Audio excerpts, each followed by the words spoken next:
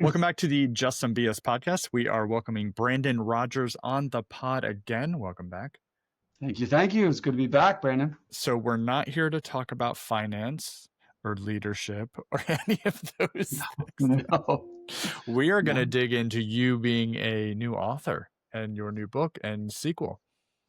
It is, yeah, thank you. I mean, it's exciting. Sending the book to you was, the preface to the manuscript was part of my sort of testing, other than friends that have been watching me write for a long time. And it is a different kind of excitement. Sometimes I wake up and I'm still like, what did I just submit?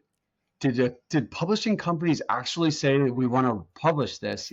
So and actually even today, it's just a lot of back and forth about the cover, but I feel very grateful. Like, I've been dreaming about writing a book and a movie. I mean, if you ask anybody who knew me when I was in 6th grade, I was saying the same thing. So finance was never in the picture, neither was leadership. It was like, he's going to do something like with media and entertainment. So when this came off, and there was a story and a road to get there, but when this actually happened, it was like a letdown, like a physical feeling. You're carrying this thing for a decade or more writing, and then all of a sudden it's out of your hands, and all of a sudden you have another book. So we'll get into all that, but yeah, it's a posture of excitement and a little bit of like, I have no idea what's coming. So the first book is called The Safe Place. And I read the first 3 chapters. One, you sent me the whole book after. I didn't read it because I honestly, I told you this just on Tuesday because we had dinner and it was amazing. We did have dinner, which was nice. Yeah, it was nice. And I don't even know how this is supposed to go. Like I've watched lots of people interview books or authors and things like that. And I never want to give too much away, but I do want to get into the first 3 chapters that I dug into because it was fascinating. And I think that's going to give good context. But I also want to talk about the process, which is quite interesting. I'm not sure everybody understands what that looks like as well, nor do I. So I'm very interested in that. So where I want to start is kind of big picture and personal journey to get to the point of writing the book, or I should say completing the book. So you said your daughter told you it was time to finish the book, and you did. What was it about that moment that finally unlocked the momentum after a decade of delay? Great question. Really great question. Bailey is I have 2 daughters. They're both wonderful, but very different. And Bailey is a little bit more like my wife, a little stoic, kind of holds some things back. But when she believes and is interested in something, she'll prod at it until you. So I started something before she was born, and this book, and she's known about it. Hasn't read it. She's a big reader, but every time she finishes a book over the last 4 or 5 years, she's, Daddy, when are you going to finish your book? And she's only noted it as a concept, right? But I think her just having turned 12 at the time, I mean, I just finished it. Goodness, it was like June, or early June. And I had maybe 18,000 words written, and the ones that you read. And they've been a little bit modified, but mostly that. But anyway, she said, when are you going to finish your book? And I just walked through this hard season in my life where it was like, there's a lot of pain, an accident that happened back in December. And I just remember thinking, like, if not now, when?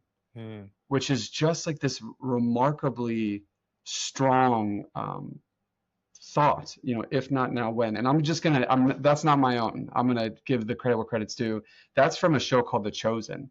And every time The Chosen's about the chosen people that, Jesus picks as the top disciples, and his mother, Mary, they would have flashbacks, and Jesus as a child would do something that would upset her, and she'd say something back, and he'd say, if not now, when? So almost like carpe diem. So when Bailey said this to me, I just remember thinking, like, now's the time. I just got through this injury, and I'm like, I'm 44. I was 43 at the time. I just turned 44. But this is the time when you create the life you want, and you allow. And it didn't have to be published. I just wanted to finish it. Right. That's it. So over the course of like 48 hours, it was a weekend. She said it on a Thursday. I sat down on a Friday, and on Sunday night, I had written about 22,000 words. It was just done. It was like, I stayed where I am right now. I went upstairs, I'd sleep, I'd wake up after 4 hours because the words would just flow out of me, and I just threw it down. And the impetus and the reason it was such a stream of consciousness was just, it was the story. It was so easy to tell because I'm so close to the story. So when she said it, I'm just like, I just got to put my head down. And probably 2 weeks after I finished it, I had sent out some prods to different publishers, and I think I sourced 6, and I Googled best publishers for debut authors. And that was it. And I went through the process, and about a month after that, I had a flood of emails. And since that process, I had 4 different publishing houses wanting to publish, and then I had contracts in front of me. So I went from like writing a book that it was such an important story to tell, to people wanting to tell it for me. So it was really exciting. It's quite a roller coaster. It is. It is. Very. Did you realize that when you were researching publishers, I hear this a lot, is like when you have an idea and it's good, you're not sure if it's good, but you start the process, it goes very quickly. Probably faster than you're Yes. comfortable with. Yes, that I think that's 100% accurate. And I'll say this sort of as an addendum to that. It goes fast, and for me, I would say that I'm a writer and a nerd and a little bit of like a dreamer masquerading as a businessman because I like business. Do you know what I mean? Like I'm just in that shell most of the day but I would say, that's why I go to one movie every week in the theater watching a movie, and it's invariable. And my wife has just she's given me that space since we've been married. And so in this space, when it happened fast, I was ready for it. So as soon as the first book finished, and as soon as the first publishing house reached out, I started to think, I didn't feel like the story was quite done. So I was like, what would this look like if I pressed in a little bit?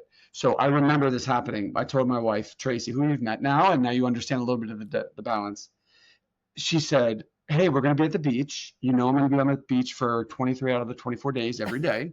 It's like noted. I was like, I can stay there for about 53 minutes and then I got to get out. So she said, why don't you use this time to like think about the next book? I said, that'd be a cool thing to dream. So I was like, I'm going to dream about the next book.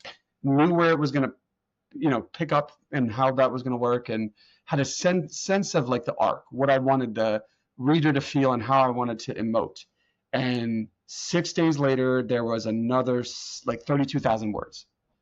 And I just I was basically doing a chapter a day. I couldn't believe what was happening. So as I was by this time I had heard from a second publisher. I sent the first 3 chapters of that book. And that I think is what put it over, because then I ended up signing the multi-book deal because they're like, oh my goodness, this is a series. And so for me, I'm like, hey, if this is okay by you and it's not terrible, I've got more, So the 2 books are already now slated for next January and next September, respectively. And the thought is, okay, where are we taking the story now? So it is fast. That's a long-winded way of saying it's very fast. But if your heart is in it, it doesn't feel like it's overwhelming. It feels exciting. And you definitely do your due diligence. As a business person, I would say I do that a lot, but you learn a lot. And if you're a learner, Brandon, it's one of the things I love about you, is you just absorb information.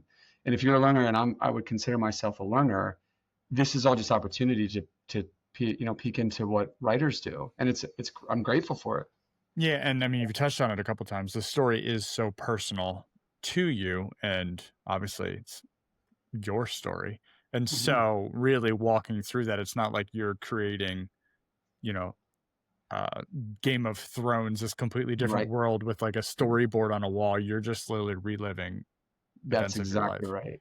And the hard part for a little while was thinking, how much do I Share. do I share? Like, this is very vulnerable. And then I got to a point, and you asked actually when we were at dinner, which is not surprisingly the same question I've received from maybe 9 out of every 10 people. And I've probably shared this book with about 20 at this point. Most of the time they're saying, is this you? Right. And I remember writing it and thinking, how much do I want to share? And then I remember thinking, do I need to make this more? Because it wasn't supposed to be for an audience. At first, it was just a journal, really. And then it was like, how much do I share? And ultimately, I remember looking at this and thinking, this is stranger than fiction. So I'm just going to write it. And if someone wants to identify with it, I mean, these are stories that people, I think, and once you get into the rest of the book, you'll see how it, connects to you. But yeah, it was not hard to write, and it was exciting to write. But there's a little bit of vulnerability there. Do you find the separation from your daily routine, like going on vacation, that your creativity unlocks in a different way? Yeah, I think for me though, it actually happens in the morning, every morning. It doesn't matter where I am because it's so quiet. So I'm up at 4 o'clock. This morning it was like 3:15, and I try to just sit in the space and always like I'm always thankful for the sleep, however long it is. But then there's this space between 4 o'clock and 6 o'clock where the world just feels quiet. So my mind feels quiet. I feel like I can send off an email or send a voicemail and schedule to send at 6 or 7 or whatever. But I blow through these things and then my head and heart are quiet. And I listen to some podcast or a devotional or whatever.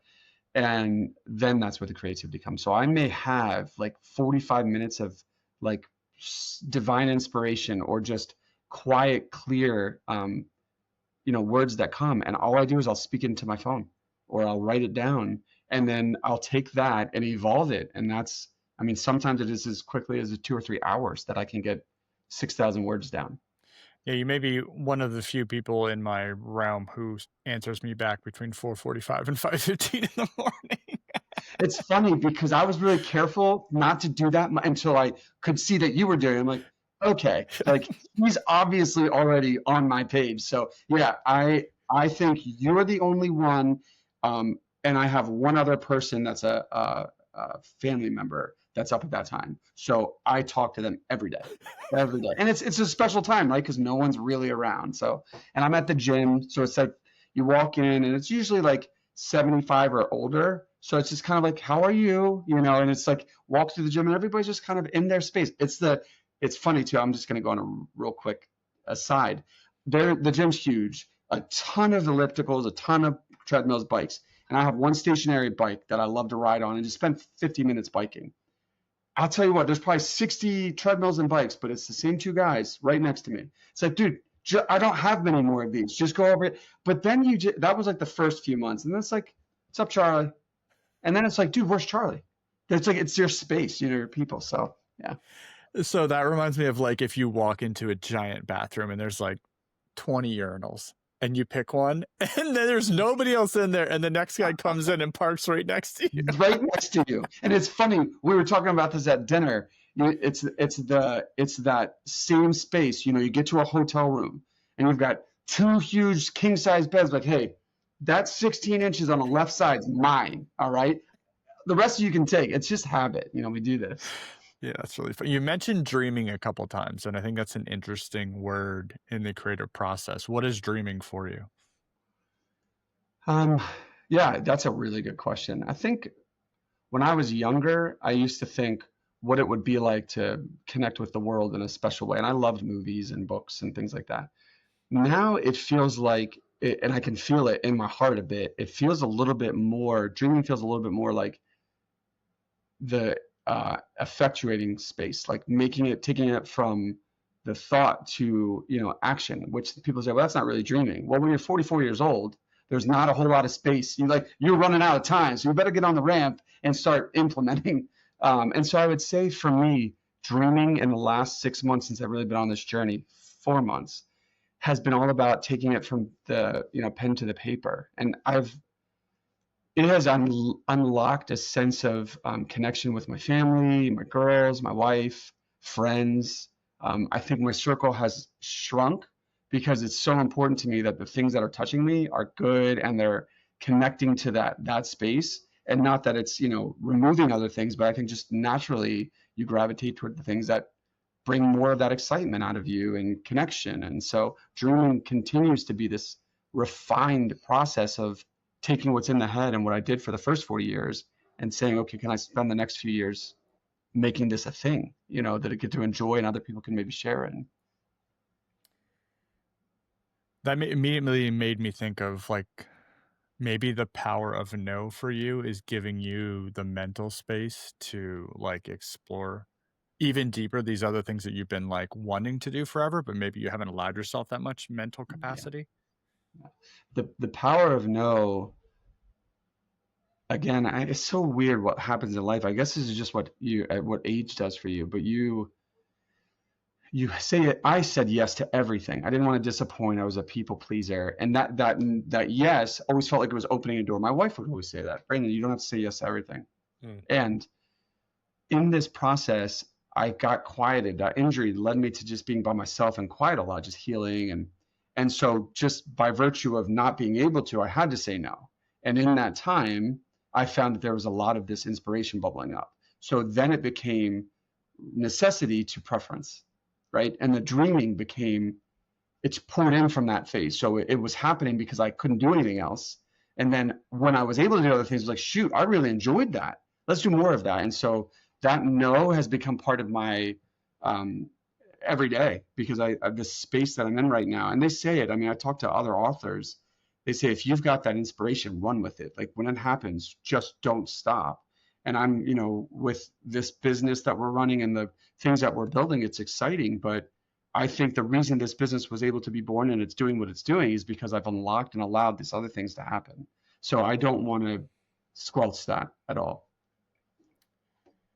Yeah, I'm 100% with you. I think the complexity of human beings, and we have this, I think we have this, I don't even know how to say this properly, but like we're always pushing to like push everyone into these boxes of like, we can only do a finite Definition. amount of things, right? And I think the reason I love doing so many different things and so many different hobbies is I can start seeing the cross contamination of each other and how they're benefiting each other, right? So, like, this book thing has unlocked all this creativity, which inherently is going to come back to our consulting in some form or fashion. Who knows? You can't even define what that non tangible is at this time. But Yep. that creativity that now you have a extreme appreciation for, I would say, being an introvert at times in your Sure. life, Sure. to allow Awesome. yourself enough space to open up those different ways of thinking, or just giving your space to think, which that creativity process you're going to now take back to work and go, okay, I got to go solve this problem. Why don't I just give myself some space and quiet time? It's it's so true, Brandon. And one of the things you just said, I got a little emotional 15 seconds ago. It has required me, and it will do of everyone. They get there at some point in their life where you have to be honest with yourself. Mm. I spent a lot of years not honest with myself. That's hard to say. I mean, No, when but you it's read the hard to book, do. it is hard to do, right? And it's so hard to do. And I think it's important. This was forced on me in some ways. The story that you watch, it's a lot of it happened to the character, to Tristan. Tristan experienced so much in the first decade of living that you're thinking, how on earth? And when you have that insight, so many then looking here now would say, oh my goodness, this makes so much sense. For me, I spent a lot of years upset that other people judged. They felt like they could, this, your definition, putting you in this box. This is what you are, but you are not those things. You're a mismatch. You've got all these little component parts. And as I wrote this book, I thought to myself, this is a little bit of it's a lamentation, really. Like Mm. I'm weeping for the character. I'm weeping for the molting I'm doing as a human being right now, as a husband, as a father, where I fall short. I mean, it's a lament. It really is. And it's a story of redemption, and it's a story of dreaming and care. And it's a story of trauma. I mean, it's hard to read. There are parts that are hard to read. And actually, the publisher that I ended up saying no to, and he's a great publisher, and I went to the other way. There were two of them that were right at the last start. He said, where did it come from? Like, how could you put this kind of story and character together? And I just said, you don't. I mean, you don't. And I actually still believe that to this day. You don't. Right. Just boom. And I said that very kind of smoothly. It was just sort of just like that. And I said it, you can't, I mean, the human experience is a refraction of the light that comes into you, how you bend it and twist it. And so really the inspiration for that whole first book was the first 12 years of my life. That's it. That's all it is. And it was just telling the story again. And what made it cool was I got to experience myself, and I had to forgive myself. I had to be okay. I mean, there's so many things that were cathartic for me. But the thing that the publisher that I'm with now said is that it made them think about how they are with themselves now, how Mm. softly they treat themselves, how much forgiveness they give themselves. So it's a journey, man. I mean, that's deep, but it's true. Yeah, so I want to hook the audience on the safe place right now. So in those first three chapters, you just mentioned it's the first, what, 12 years of your life, the first book you said? First 10 years, the First first 10 years. yeah. So I believe it was when you were 6, which is what we talked about at dinner. Yep. So just so everybody knows how real this book is, because the first thing I said to you is this about you? First of all, okay, let's start with, we'll do the funny one after, because the first one's going to be heavy. So Yeah. you talk about in the first 3 chapters, it starts out, I think, awkward, scary. I'm not sure what's happening, because I'm assuming it's a doctor's office and it's with a grown person of some sort going Mhm. through something that's heavy. And then it switches to a child's story, and it's this back and forth. But in the child's part of the story, this character, burns the house down. Burned it down. So let me just, this was an extremely, I'm so, it's funny, as I remember thinking about this a few years ago. I'm like, I'm never going to be able to tell this story. I was thinking about pseudonyms for publishing, like all these things you're dreaming when you dream. Like, there's no way I'm ever going to share this. But at the end of the day, I thought to myself, if not now, when? I just kept thinking of that. Like, so I remember even when you said it, I knew we were going to do this. And it was an intentional thing to say it. There was no point to skate it.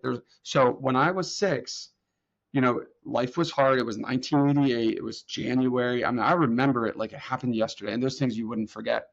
And I remember as a 6-year-old, there were just some things that were twisted in my life, uh, parents, and not to, get too deep or expose anyone else, but there were just extracurriculars that were around as a child that I remember thinking, what is this?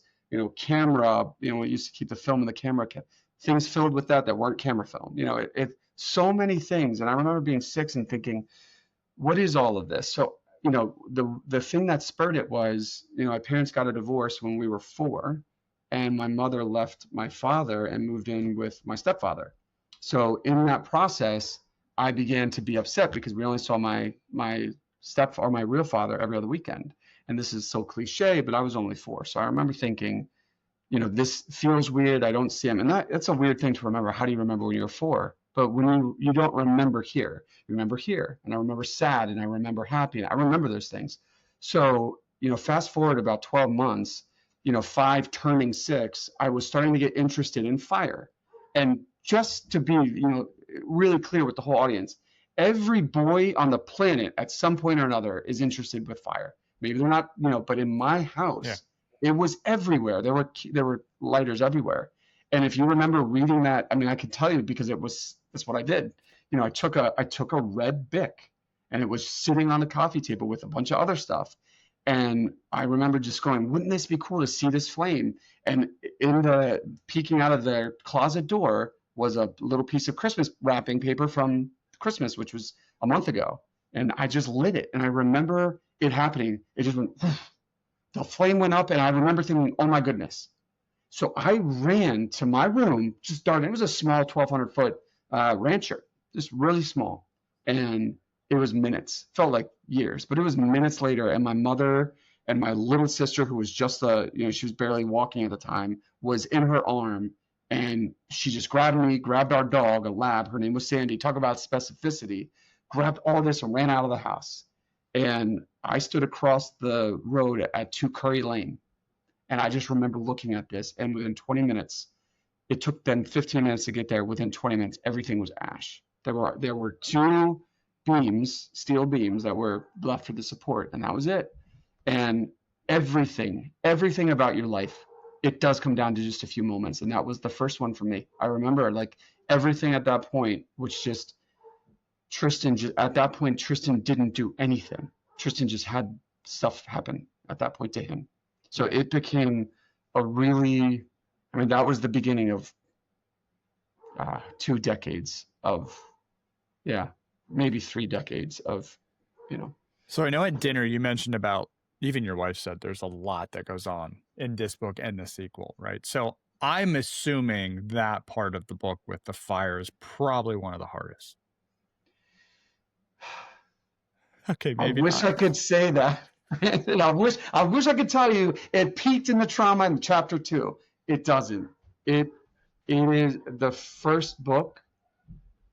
It holds that tenor for the first few chapters. It dips down and gets quiet in the middle of the book, and then it arches higher in the last two chapters. So when you read it, and I'm excited for you to read it, you specifically, there are a few people that I wrote that I put in the acknowledgments at the beginning. The publisher just sent it today, like all of the in memory of and acknowledging, and I wrote it all up.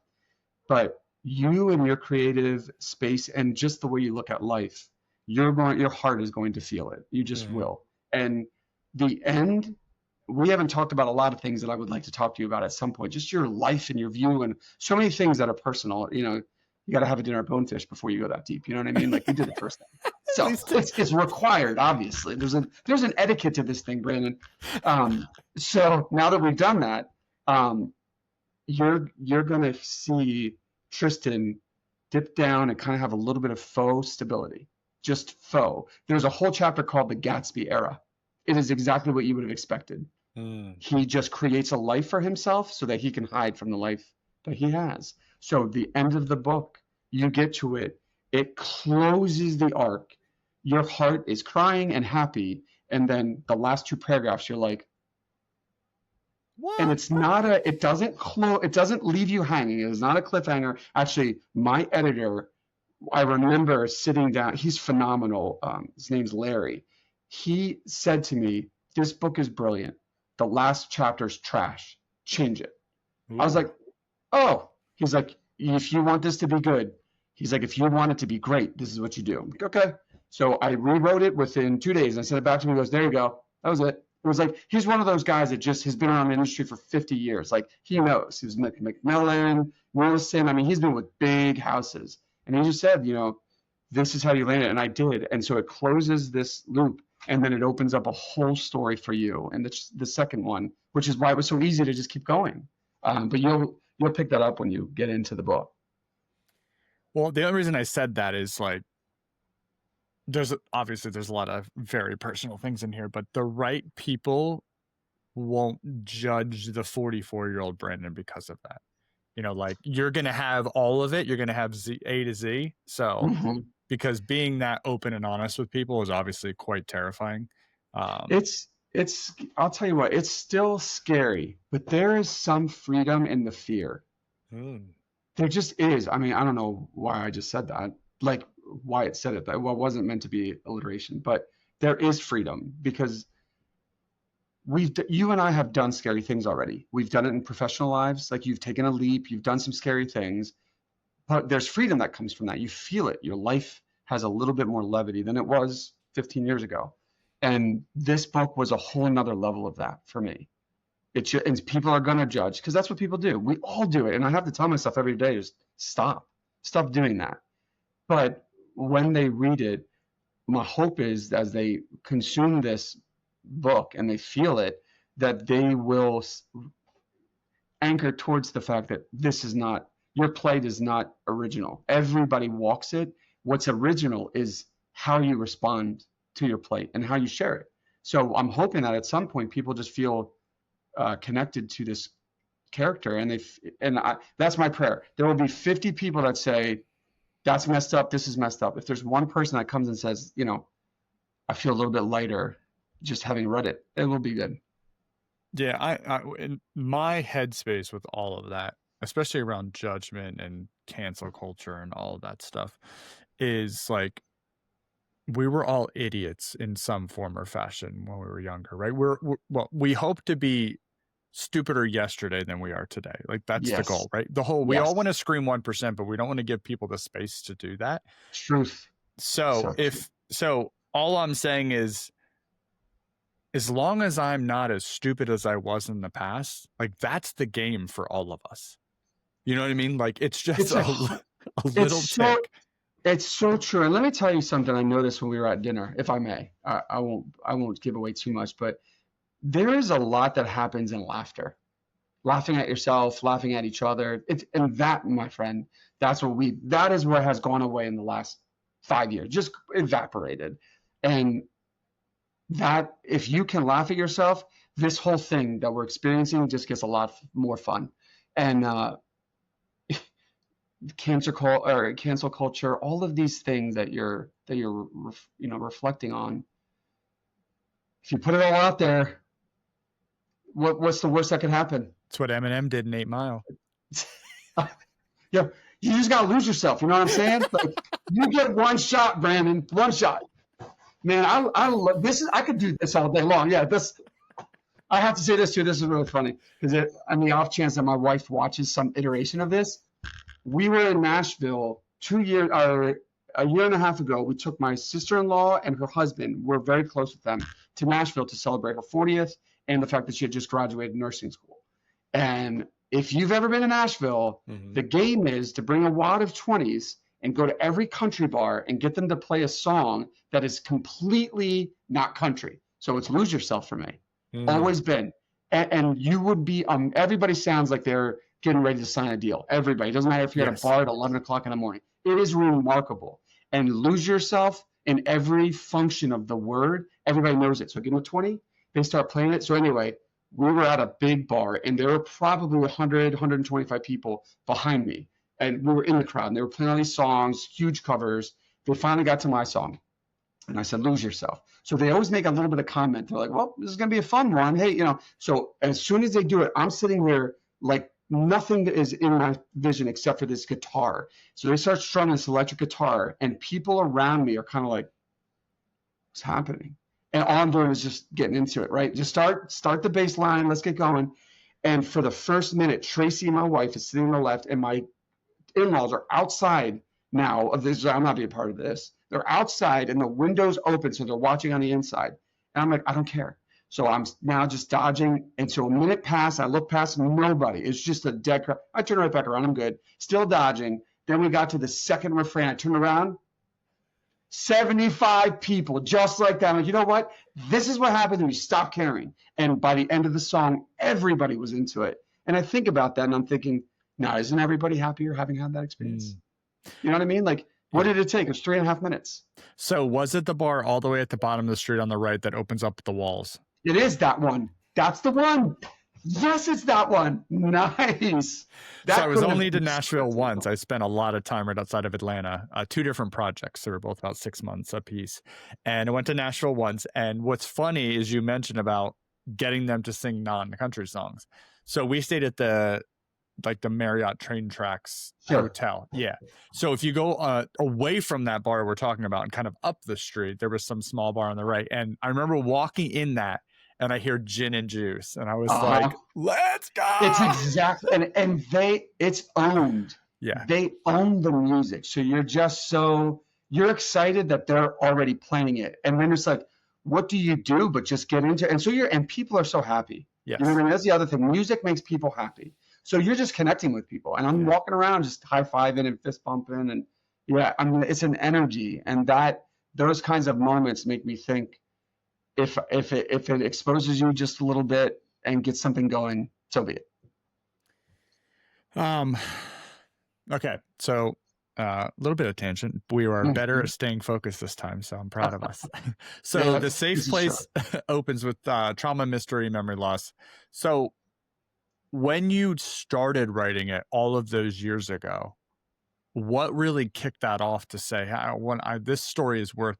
Oh, before we go down to that question, I want to bring the funny part of why Tristan.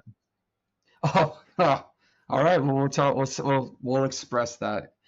So back in 1994, I was 13 years old, and I had an affinity for 3 things.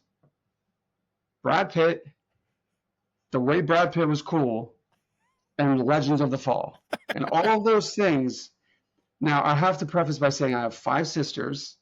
I always had a lot of friends that were girls. And so all of the movies that were enjoyed by the ladies, I watched. So Legends of the Fall, I watched the first time. And I remember by the 75th time, I'm thinking, he's the coolest guy I know.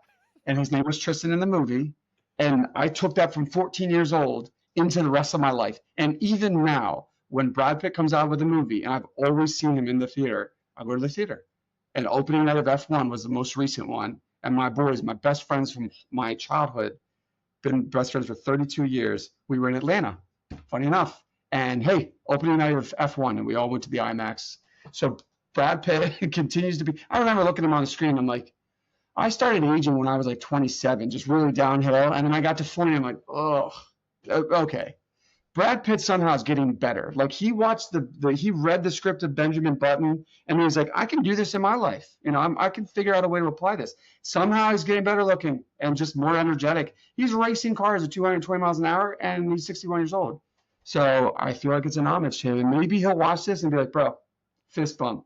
And then my life will be complete, Brandon. He's literally Rob Lowe 2.0. Like, yeah, it's annoying. This is so true. Rob Lowe, same thing. Like, hey, did you just stop? It's not it's not a facial cleanser. Something's going on. Yeah, that's really good. So total side note, how good is Once Upon a Time in Hollywood? Oh my gosh.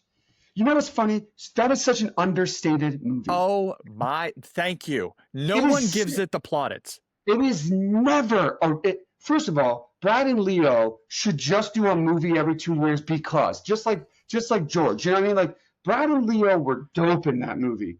But Brad Pitt literally got paid to smoke cigarettes, have a shirt off, and valet someone around all the time. And he was one of the stars. So Once Upon a Time in Hollywood, maybe, I mean, Quentin Tarantino just doesn't make anything bad anymore. But between that, Django Unchained, there was another one I was just thinking. I wasn't a huge fan of the Hateful Eight.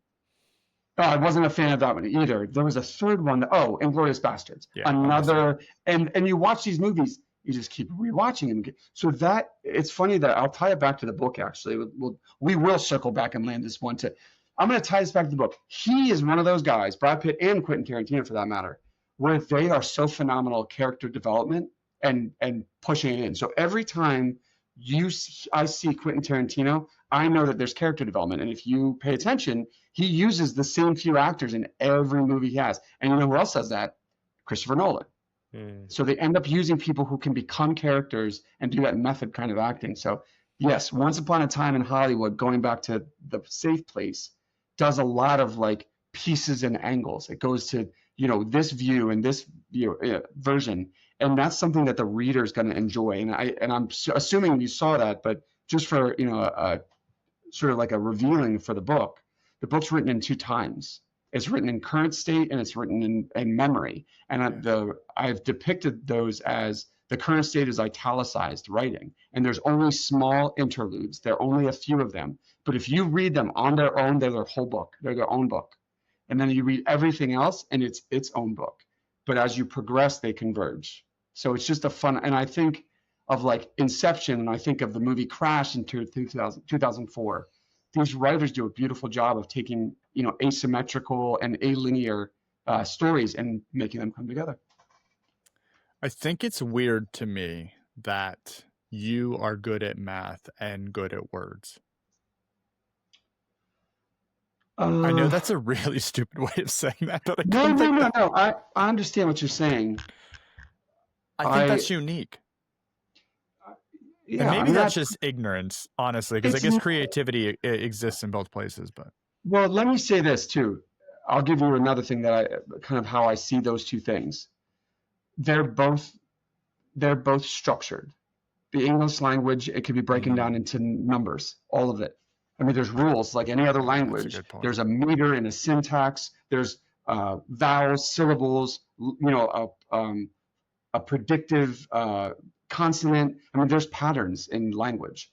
Math, and there's the same thing. You're just changing it a little bit. So for me, I just got really good early on because I was struggling to pay attention as a child to do both concurrently. And it was a mess for a little while. But as you got older, those things became a little bit easier to communicate. And words now feel numerical and numbers feel like poetry. So when I speak about numbers, and you know this firsthand, we've done this together. Yeah. There's a story there. And when you're telling stories, there's a quantification. So for me, they become a little bit symbiotic. Yeah, so you had this story already. You just had to fit it into the equation. Exactly right. That's exactly right. And actually, that was the hardest part, was to say all I really wanted to do, because I wrote the first 4 chapters, like I said, over a couple of days. it was just spitting it out, but there was no rhyme or reason. So I remember thinking, okay, reverse engineer. You've heard me say that. Let's reverse engineer this. Where do I want the reader to end? And how do I want to walk them through this story? And I remember thinking at that point, I'm like, okay, this can't be linear. I can't just tell a story from day one and we get to day 30 and it's all done. I remember thinking, all right, we're going to start at day 30 and day one at the same time, go. And actually, then I changed it. So you start at day 15 and day one, and then you go to 30 and day two, and it jumps all around and does this until it meets like this at the end. And that was something for the creative process that was like a little bit of an internal whoa, because I didn't see it happening until it happened. And I was like, all Yeah, right. that's crazy. And that's why Tracy said to you what she said to you. Remember about her speaking about the second book? Mhm. She says, far better. It's far better written. It's because I had to take a book to figure out how to write. Yeah, you found a rhythm. I did. That's Man, awesome. I have so much fun on these, by the way. Like there's real energy flowing through me right now. Well, It's like, thanks. Yeah, no, I was very excited. I love I love having people back on that I know because it's just easier. It's not I don't have to be my my my introvertness doesn't have to take over sure. as much. Like it's just smoother Yeah. than when I'm meeting somebody. But so you mentioned about well, I don't know if we mentioned it on here, but at dinner you mentioned like the dream would be this to become a movie. Yeah.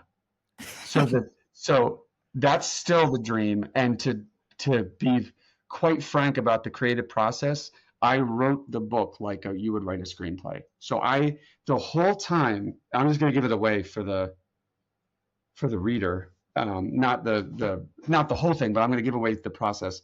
The italicized part of the book, the narration, was all it was all in the same hour.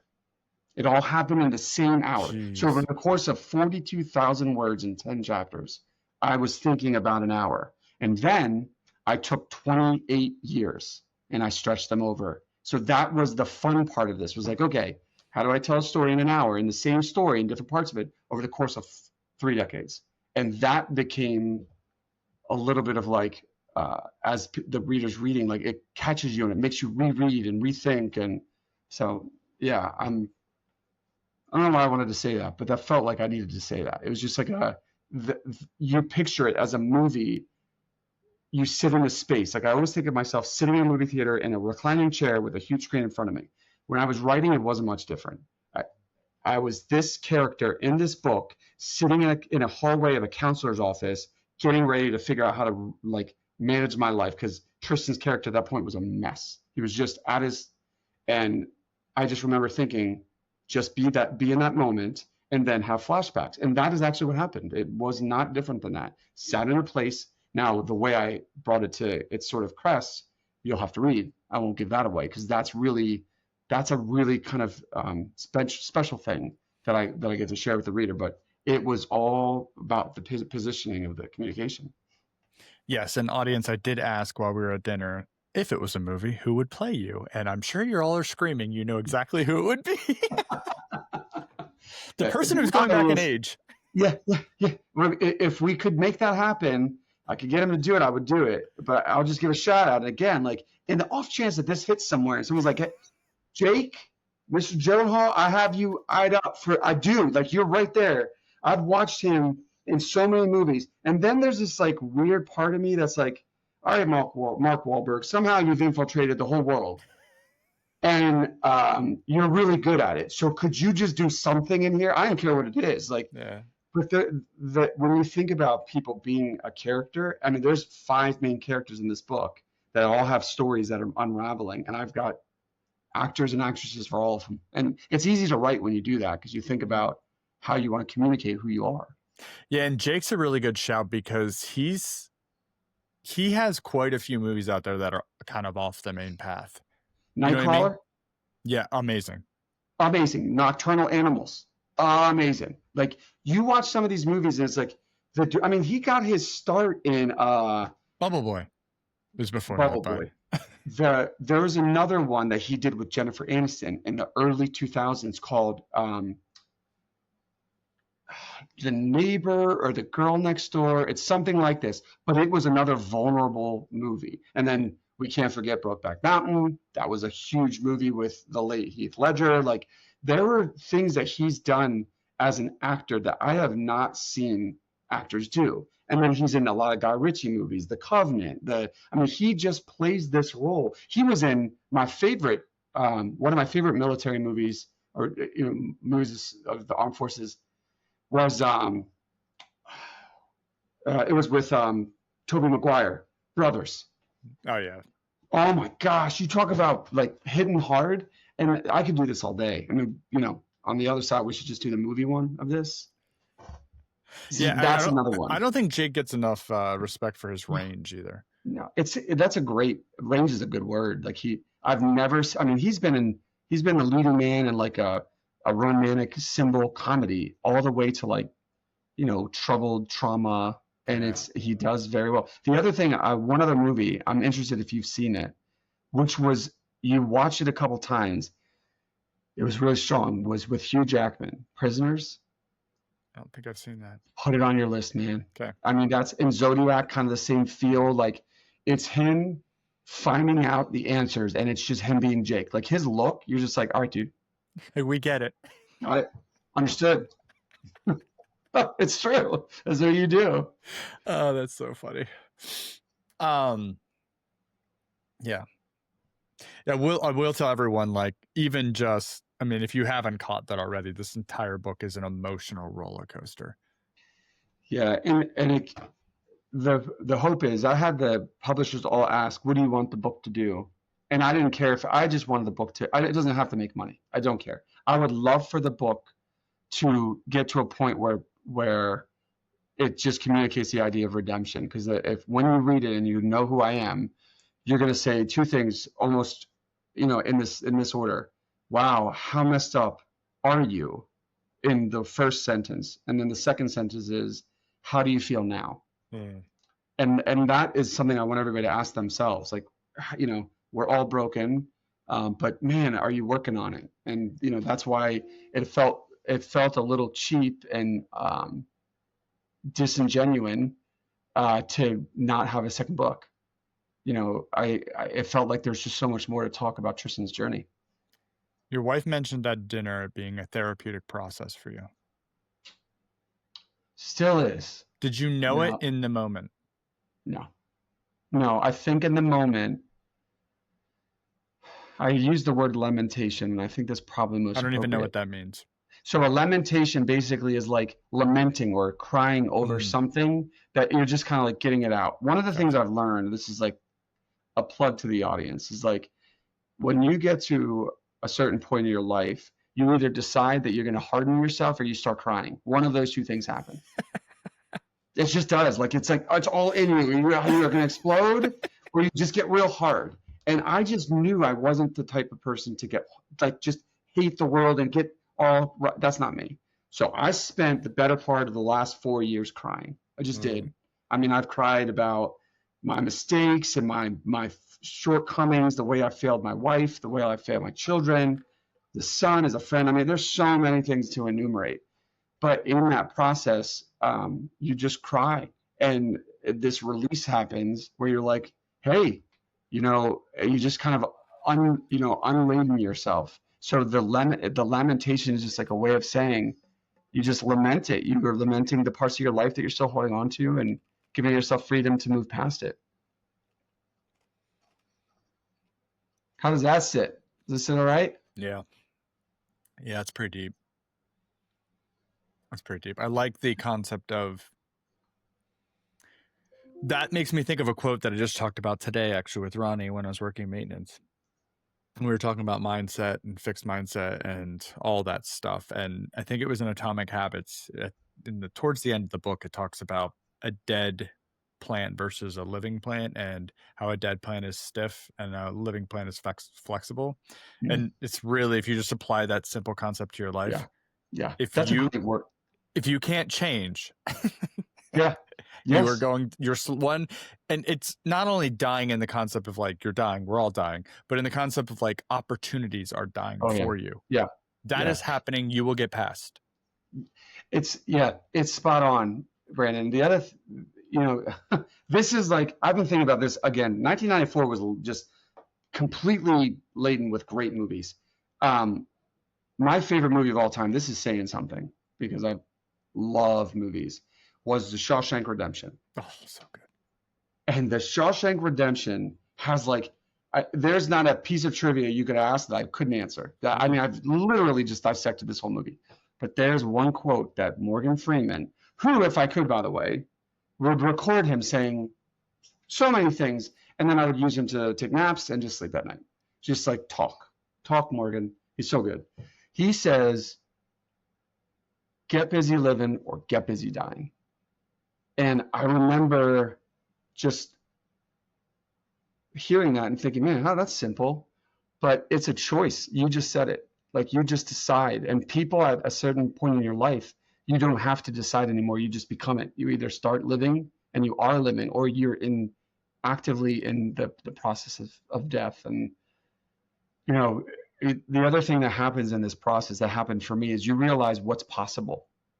You know, a lot of people say, oh, it's, you know, luck and it's opportunity. And those things, opportunity, I believe in. Luck, I'm not so sure about. I haven't, jury's still out on how I feel about the idea of luck. But circumstances, some things like that, that's absolutely true. However, what you get to choose is what you put out into the world and what you say in it. And things like writing an original book that no one's ever going to write or think about, that's yours, is you living. You know, it doesn't have to make waves or impress anything. You just get it out. And like I said, when Bailey said that, coming full circle, he said, Daddy, when are you going to finish your book? I remember thinking, get busy living or get busy dying. Like, just do it, Brandon. You've been talking about it for a decade. Do it. So I did it. And then as soon as I was done, you talk about opportunity. It was like, all right, I'm going to do the next one because that makes sense. And then I started thinking about music. What would I put in the music soundtrack of this book? What would be this chapter's overture? I mean, those kinds of things come into my mind. I've got Switchfoot in one head and John McLaughlin in another head and Creed in one head. And I got a little Boys to Men because who didn't love Boys to Men? You know what I mean? Like it's all of those things that are in your head when you're playing it. And also every stage of his life had music. There was a theme to it. That's how memory becomes so strong and, you know, connected. So when your daughter, what I find really fascinating is talking about mindset. When your daughter said that to you, you could either say, you're right, why am I not doing this, and take the action you did, or you could get upset because you're really upset with yourself because you haven't done it for so long, and then you probably bark back and then feel shitty about yourself. The latter was the first like 4 years, bro. So we don't talk about that. We skipped that part, but you nailed it.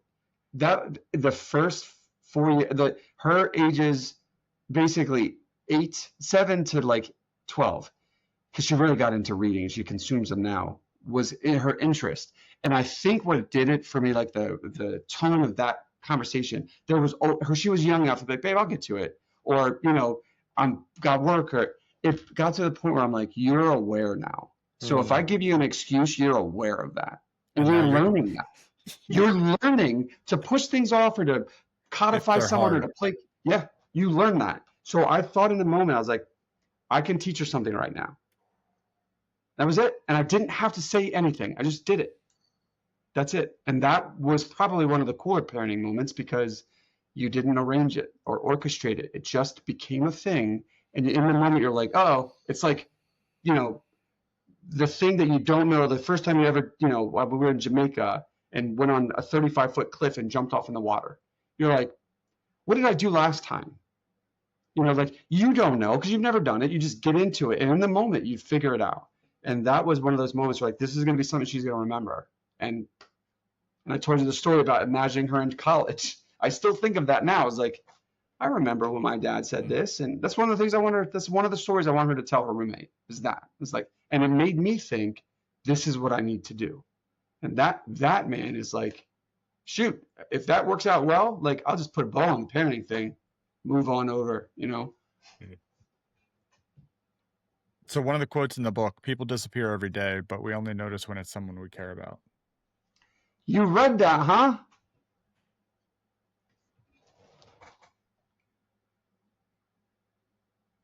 I've been reacting to a lot of the things you've been asking. I'm interested to know what you thought when you read it. I think this, Were well, you where in that moment, by the way? Were you or were you Tristan? I'm curious. I don't think I read that way. I think it's hard for me to put myself in someone else. Like I can read, but that emotion, like even with movies, I can really compartmentalize. Like I could Okay. watch dramas and deep dark stuff all day long and not be affected by it. I love that Really? stuff where my wife will be like, okay, one episode, like we need to watch Disney for the Yeah. next 3 Yes. hours. Oh, that is our life. But my wife is the one that says, I need something light. And I'm like, what's light? I was like, but yes, I'm right there with you. So you weren't in that moment thinking people leave me. I've been left. You weren't thinking that. No, I went to more of this is why we have to be very aware of the baggage and complexity of all the people around us. And we have to Mhm. really appreciate that. Yeah, I mean, this is one of the recurring themes throughout the book, and this is unfortunately what happened. The wife of the editor was very clear on the first call. She said she read it. She's a published author, and she said, "Where did you get the inspiration? People aren't like this." I remember her saying that, like mothers aren't like this. And I said, maybe in your world.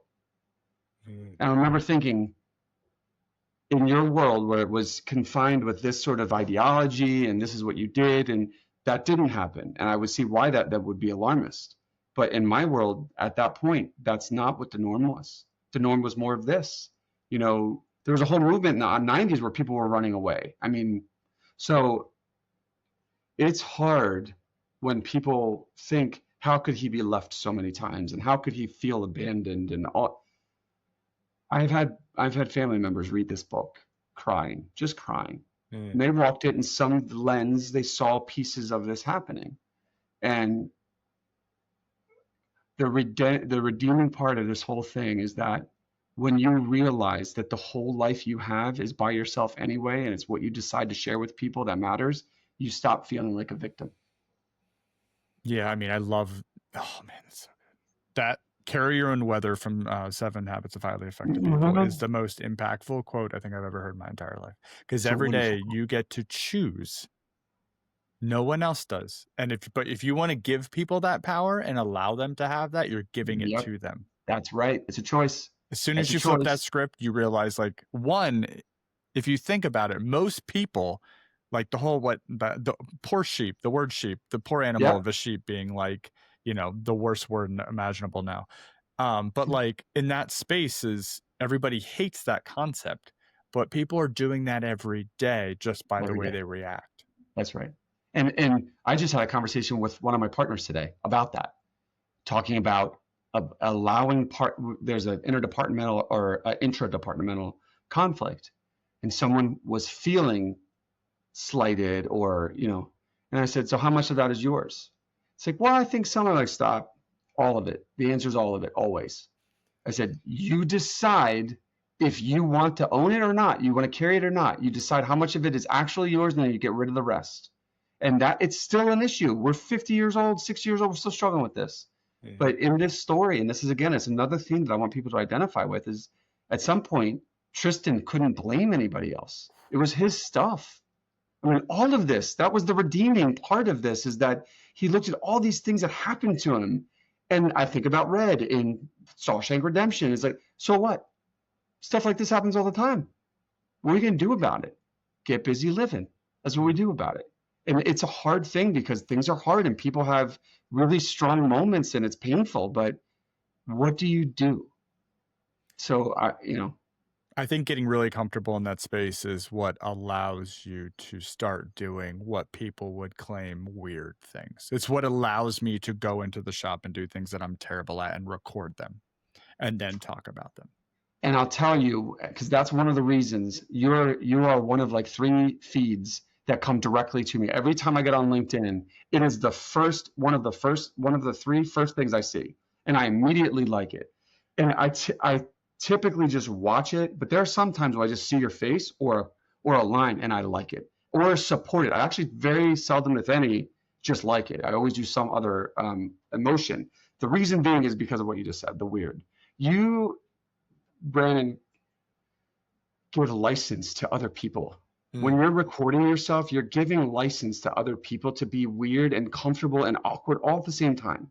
When you record it, you're telling them, guess what? This is forever for me. And so what?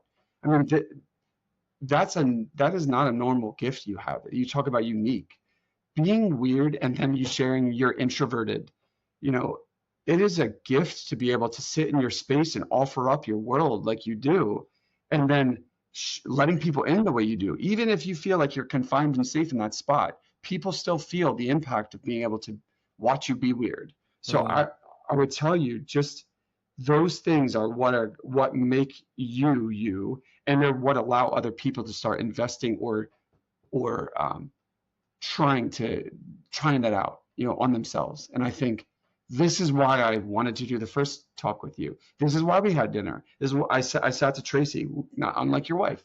She's like, "Who's Brandon? And what are we doing?"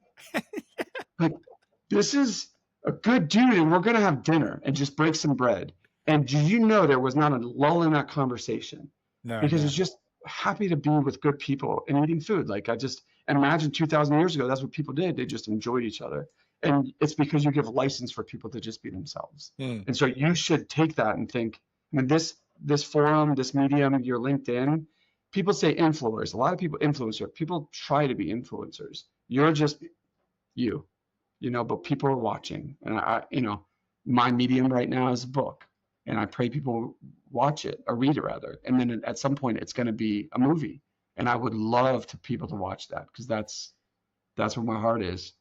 Yeah. Yeah. Well, thank you for that. That's one of my core values are humor and potential because I think they're my two favorite things in the world. So, whatever I can do to help people get to theirs or help mine get to me and then laugh along the way because I think there's too much seriousness in the world. So, if we don't keep laughing at some of this stuff, then what are we doing? But can you hear me? I can a little bit. All right, hold on. Can you hear me? Yeah, it's trying to reconnect. Okay. Yeah, it was for about 60 seconds was Yeah, you're out. good Was now. all right, good. No, I'm very so the one of the reasons I didn't want to read the PDF because I am going to buy the book, probably multiple versions. Because who are you going to put out an audio? Yes. Are you going to read it? Am I going to listen to it? No, are you going to be the speaker? Oh, shoot. I've never heard that question. I don't think I have a good voice, truth be told. There's a lot of other voices that I would want to listen But to. you are Tristan. I am Tristan.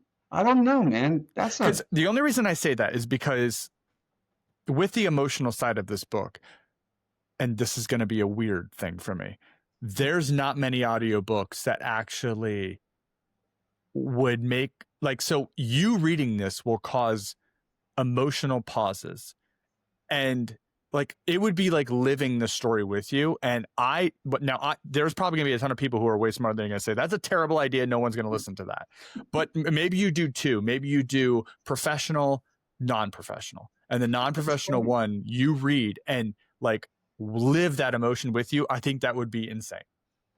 So it's funny that you say that. I actually wouldn't, because I listen to audiobooks.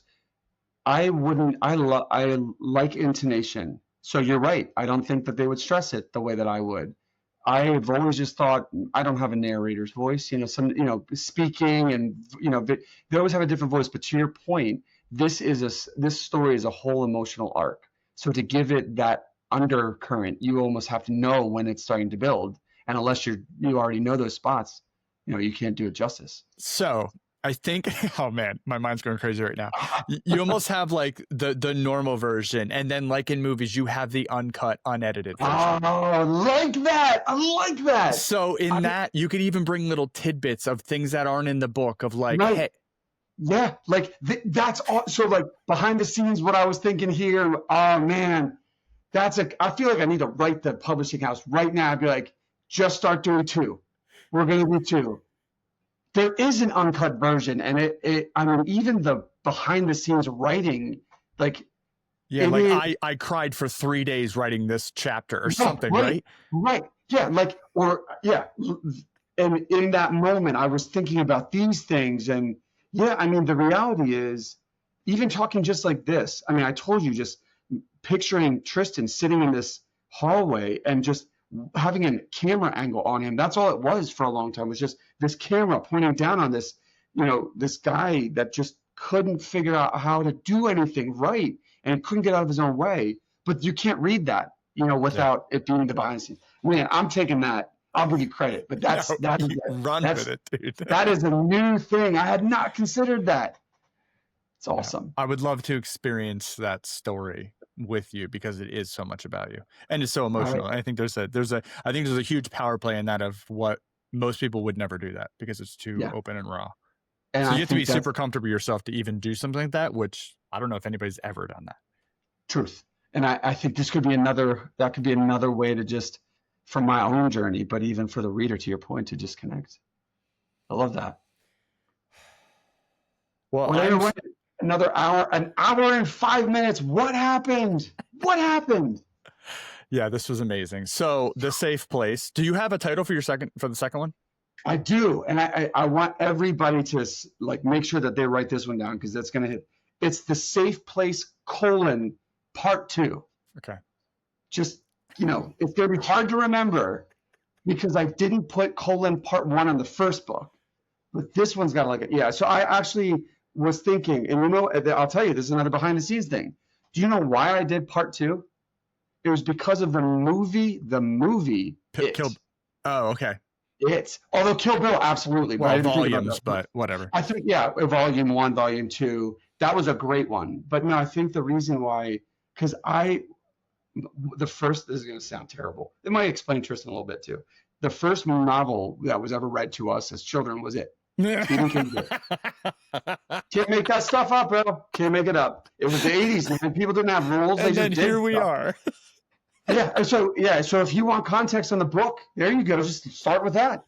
And I remember listening to this, and that was the point where imagination just took off. I remember where I was sitting. It was terrible. There's a lot of imagination. I think the intent was to just allow us to, imagine and interact. It took a really bad left turn. But anyway, that Part 1, Part 2, for me had and this goes to one of the book's themes. There's no trying to make it something or to make it sexy, or it's just the second part of it. And it's like the no mask, if you read the book, you'll understand, even the author, I am still taking off masks, even every day. Just there's still layers. After you do all that for your life, you got layers still. So you're constantly melting, Yeah, this is going to be amazing. I can't wait to read it. So Brandon Rogers, so when is it? Do you know when it's coming out, The Safe Place? It's the second week in January. The specific date to be determined. Okay, good. Actually going on vacation pretty soon around that, so send it your way, man. You got a signed copy. No, well, no, I will buy the copy and then you will sign it. Okay. Fair enough. I hate getting sent free books. I want to support people in their passions. I appreciate that. So yeah, Safe Place Part 2, whatever you said, which is hilarious. And then soon to be next, the Game of Thrones series, HBO. It could be everything. So super pumped for you, dude. This is going to be fun, going to be amazing. We'll be along for the ride. I'm sure it's going to sell 1 billion copies, and you'll have all the things you want in life with helping people change their lives. I appreciate that. I appreciate this forum and the opportunity, buddy. I just enjoy this relationship, so thank you. And those of you not watching, earlier in the conversation, he pointed to his heart, and he's also wearing a shirt that says Mac Daddy with a Mac computer on it. So just so you guys understand. Yeah, just give you more context on who this Tristan character is. Well, we're all looking forward to get into Tristan / Brad Pitt / Legends of the Falls. Very excited. So thanks for coming back on again. This was amazing. My pleasure, man. Thank you. Thank you. All right. We'll catch everybody in the next one.